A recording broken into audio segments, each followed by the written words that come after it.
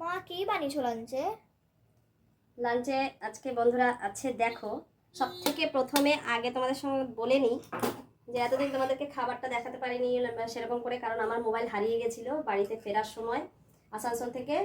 একটা আমার যে পুরোনো মোবাইলটা সেটা হারিয়ে গেছিলো, তো নতুন মোবাইল আনতে আমার সময় লেগেছে। আর ঘরে এসেছি, ঘরে আসার পর একটু গোছ গাছ করতে তো সময় লাগেই, তার জন্য তোমাদেরকে দিতে পারিনি।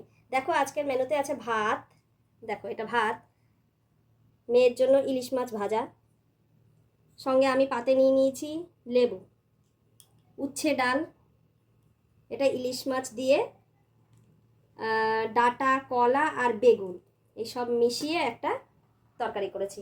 আর আছে দেখো এই এটা ঘি, ভালো ঘি এটা। এই ঘিটা ভালো, মেয়ে তো বলেই দিল ভালো। কেন ভালো? আমার ওখান থেকে একদম খাঁটি গরুর ঘি তৈরি করে এনেছি। আমাদের মার ওখানে যাকে দেখেছো রান্না করতে, ওই মহিলাটা, ওরা গরুও পালে।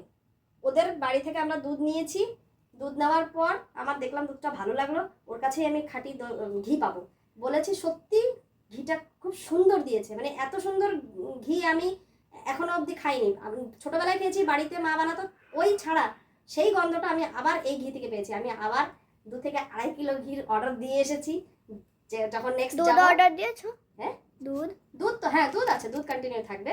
মেয়ে তো দুধ খাওয়ার জন্য পাগল, ওই জন্য বলছে দুধ অর্ডার দিয়েছো, তো আমি ঘি নিয়ে আসবো আর অর্ডার দিয়ে দিয়েছি ওই জন্য। তো তোমাদের আজকের মেনুতে কি আছে আমাদেরকে অবশ্যই কমেন্ট করে জানিও। টাটা।